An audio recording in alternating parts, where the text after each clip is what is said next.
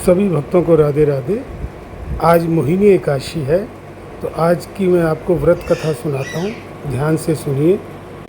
युधिष्ठिर जी ने पूछा, जनार्दन, वैशाख मास के शुक्ल पक्ष में किस नाम की एकादशी होती है?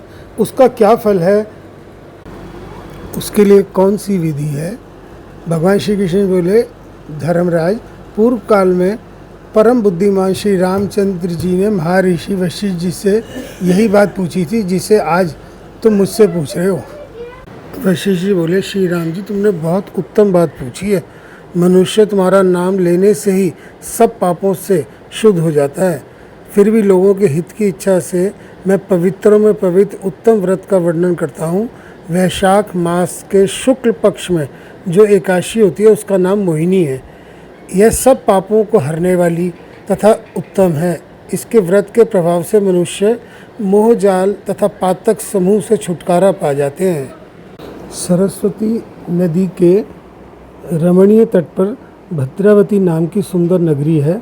वहाँ धृतिमान नामक राजा, जो चंद्रवंश में उत्पन्न हुआ था और बहुत सत्य प्रतिज्ञ था, वो राज्य करता था। उसी के नगर में एक वैश्य रहता था जो धन धान्य से परिपूर्ण था और सदा पुण्य कार्यों में ही लगा रहता था। उसके 5 पुत्र थे, उनमें और उसके 5वें पुत्र का नाम धृष्ट बुद्धि था। वो बड़े बड़े पापों में लिप्त रहता था, जुआ आदि सब जो है उल्टे सीधे सब काम करता था और अपने पिता के जो है पैसों को बर्बाद करता था।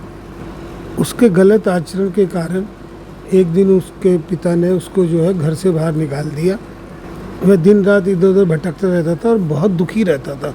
कष्ट में जीवन उसका व्यतीत होने लगा। एक दिन किसी पुण्य के उदय होने से वह महर्षि कौंडिन्य के आश्रम में जा पहुंचा और ऋषि के आगे उसने हाथ जोड़कर प्रार्थना की कि हे ऋषिवर, मुझे कोई ऐसा व्रत बताइए जिसके पुण्य के प्रभाव से मेरी मुक्ति हो जाए। कौंडिन्य ऋषि बोले, वैशाख के शुक्ल पक्ष में मोहिनी नाम से प्रसिद्ध एकादशी का व्रत करो। मोहिनी का व्रत करने के प्रभाव से प्राणियों के अनेक जन्मों के किए हुए मेरु पर्वत जैसे महापाप भी नष्ट हो जाते हैं। वशिष्ठ जी कहते हैं, श्री रामचंद्र जी, मुनि का ये वचन सुनकर धृष्ट बुद्धि का जो है मन बहुत प्रसन्न हो गया। उसने कौंडिन्य ऋषि के उपदेश से विधिपूर्वक मोहिनी एकादशी का व्रत किया। राजन, इस व्रत के करने से वह निष्पाप हो गया और दिव्य देह धारण कर उड़ पर आरूढ़ होकर प्रकार के उपद्रवों से रहित श्री विष्णु धाम जी को चला गया। इस प्रकार यह मोहिनी का व्रत बहुत उत्तम है। इसके पढ़ने और सुनने से सहस्त्र गौदान का फल मिलता है। बोलो जय जय श्री राधे श्याम।